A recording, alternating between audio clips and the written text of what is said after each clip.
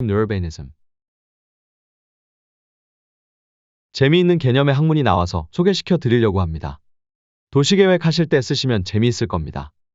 17개의 논문을 요약한다고 해도 논문은 논문이기 때문에 조금 복잡하고 어렵습니다. 어려우신 분들은 뒤쪽 결론 파트에 대해 설명을 참고하시기 바랍니다. 신경도시주의는 도시생활이 정신건강에 미치는 영향을 연구하는 분야입니다. 도시생활은 스트레스, 오염, 소음, 사회적 고립 등의 요인으로 인해 정신건강에 부정적인 영향을 미칠 수 있습니다. 이 분야에서는 도시생활과 정신건강 간의 관계를 연구하고 도시 환경이 정신건강에 미치는 영향을 이해하고 예방하는 방법을 모색합니다. 최근 연구에서는 도시생활이 뇌 구조와 기능에도 영향을 미칠 수 있다는 것이 제시되고 있습니다. 이 논문 저자는 도시화와 정신증과 관련된 다양한 검색어를 사용하여 체계적인 문헌 검색을 수행하였으며 647개의 논문을 찾아 선별하여 17개의 연구를 분석하였습니다. 논문 647개를 봤다는 게 대단하고 양질의 정보가 가득할 것 같습니다. 일버캐더와 트랙시스는 이탈리아에서 1901년부터 1964년까지 16,305건의 입원 기록을 조사하여 인구가 10,000명 이상인 도시와 그 이하인 마을 간의 입원율 차이를 연구한 학자들입니다. 그 결과 인구가 10,000명 이상인 도시에서는 조울증, 우울증, 양극성 장애 등의 입원율이 더 낮았습니다. 이 연구는 이것이 사회적 지원, 의료 접근성 및 도시와 농촌 간의 다른 환경적 요인에 기인할 수 있음을 시사합니다. 이 보르는 네덜란드에서 2008년부터 2016년까지 124만 5,294명의 주민 중 0.4%가 조현병 진단을 받은 623명을 대상으로 녹색 및 청색 공간이 많은 지역과 적은 지역 간의 조현병 발병률 차이를 연구했습니다. 이를 위해 300m 반경 내의 녹색 및 청색 공간 비율을 측정하였습니다. 그 결과 녹색 및 청색 공간이 많은 지역에서는 조현병 발병률이 낮았습니다. 삼드빌더는 미국에서 2001년부터 2015년까지의 데이터를 이용하여 도시화와 정신질환 간의 관계를 연구한 학자들입니다.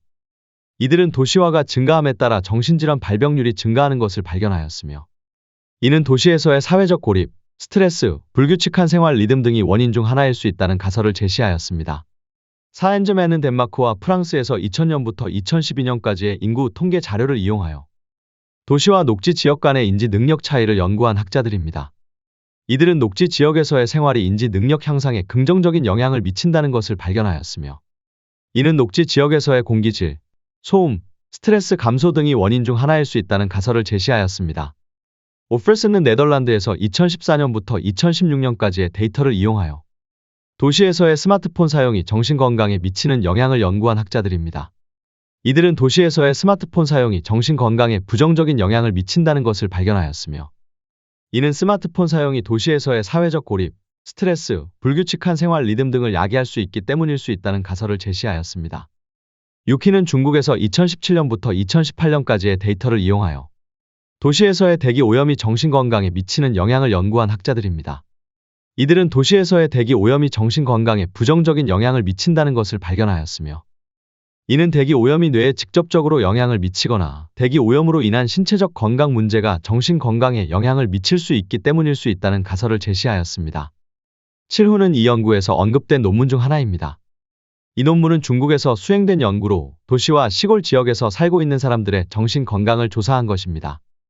이 연구에서는 도시화가 정신 건강에 미치는 영향을 조사하였으며 이를 통해 도시화가 증가함에 따라 정신 건강 문제가 증가할 가능성이 있다는 것을 발견했습니다.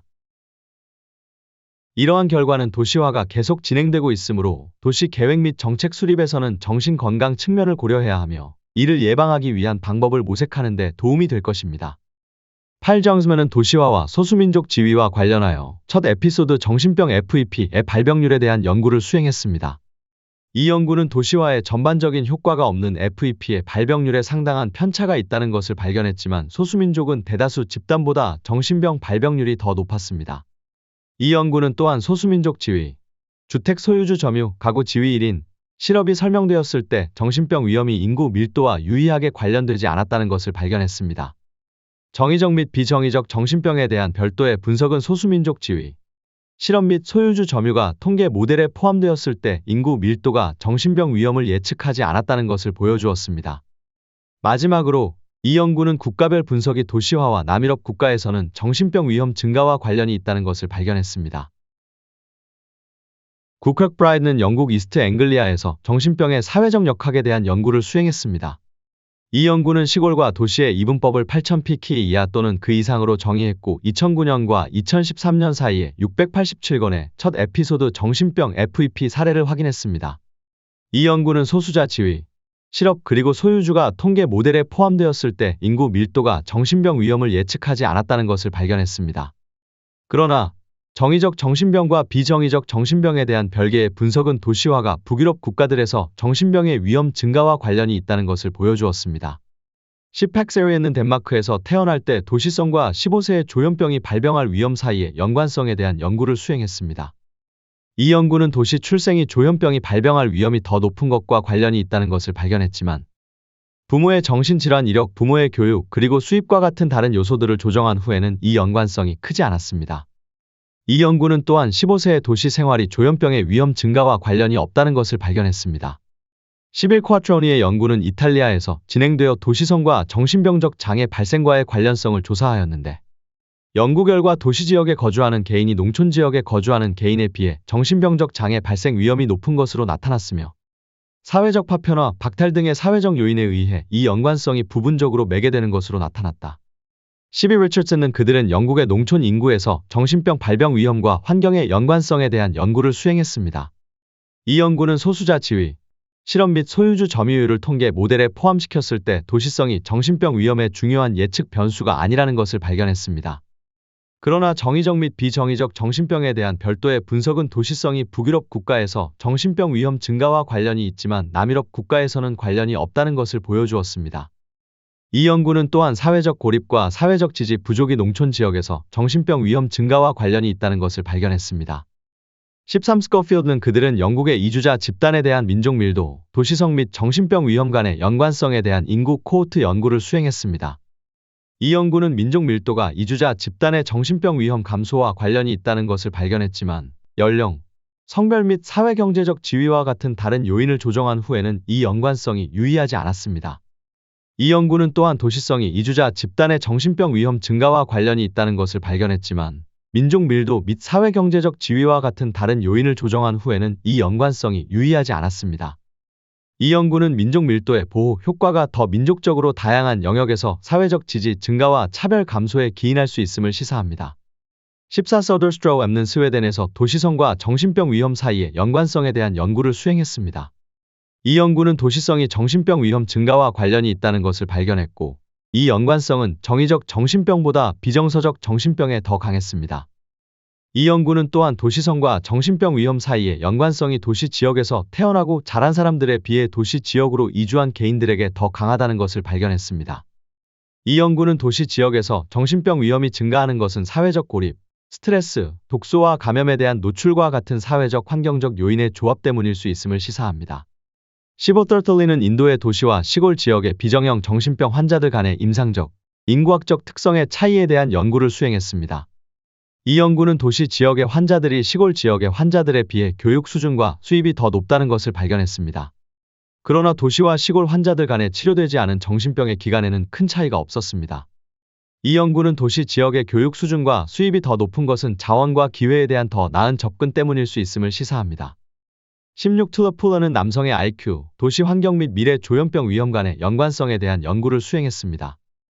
이 연구는 낮은 IQ와 도시 환경에 대한 노출이 남성의 조현병 발병 위험 증가와 독립적으로 관련이 있음을 발견했습니다. 이 연구는 도시 환경에서 조현병 위험이 증가하는 것은 스트레스, 사회적 고립 및 독소 및 감염에 대한 노출과 같은 유전적 및 환경적 요인의 조합 때문일 수 있음을 시사합니다. 17 웽화장은 중국의 출생 계절과 조현병 위험 사이의 연관성에 대한 연구를 수행했습니다. 그 연구는 겨울과 봄에 태어난 사람들이 여름과 가을에 태어난 사람들에 비해 조현병에 걸릴 위험이 더 높다는 것을 발견했습니다. 그 연구는 이 연관성이 태아 발달 동안 감염과 영양 결핍과 같은 환경적 요인의 계절적인 변화 때문일 수도 있다고 암시합니다. 결론. 이 연구들은 도시 지역에서 살면 비정서적 정신병을 비롯한 조현병 발생 위험이 증가한다는 것을 발견했습니다. 이 연구는 또한 사회적 스트레스, 사회적 고립, 환경 독소 노출 등 이러한 관련성을 설명할 수 있는 잠재적인 메커니즘에 대해 논의합니다. 검토된 연구는 조현병과 다른 관련 질환을 포함한 정신병적 질환이 시골 지역에 비해 도시 지역에서 더 널리 퍼져 있음을 시사합니다. 예를 들어 네덜란드에서 실시된 한 연구는 주소 밀도가 높은 지역에 사는 사람들이 조현병 스펙트럼과 다른 정신병적 질환에 걸릴 위험이 더 높다는 것을 발견했습니다. 몇몇 연구들은 아동기 동안 녹지 공간에 노출되는 것이 정신병 발병의 위험을 감소시킬 수도 있다고 제안합니다. 네덜란드에서 수행된 또 다른 연구는 주거용 녹지 공간과 푸른 공간이 정신병 장애를 가진 사람들의 회복을 촉진할 수도 있다는 것을 발견했습니다. 하지만 녹지 공간이 정신건강의 만병통치약은 아니며 녹지 공간과 정신건강 결과 사이의 관계를 완전히 이해하기 위해서는 더 많은 연구가 필요합니다.